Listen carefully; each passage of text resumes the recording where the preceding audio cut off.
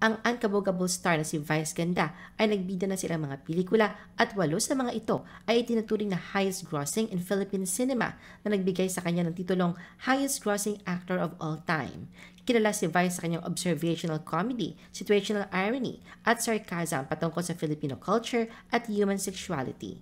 Bago lumantad sa kanyang pamilya at mga mahal sa buhay, kilala si Vice sa kanyang palayaw noong bata pa siya bilang si Totoy. At alam niyo bang si Vice ay isang author? Sa katunayan ay nakapag-publish na siya ng kanyang kauna-unahang libro, ang President Vice, The New Troublemaker, President of the Philippines. Isang parody kung paano niya haharapin ang mga problema ng mga Pilipino kung sakaling siya ay mahalal na susunod na Pangulo ng Pilipinas. Ang kanyang libro ay naging isa sa mga bestseller sa bansa. Para kay Vice, hindi mahalaga kung alin mang masculine or feminine pronouns ang itawag sa kanya ng mga tao.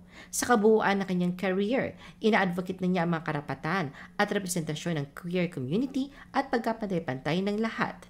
Mayroon siyang mga tattoo stars sa kanyang leeg at kanang pulso na sumisimbolo ng kanyang pinakamalaking milestone sa kanyang career.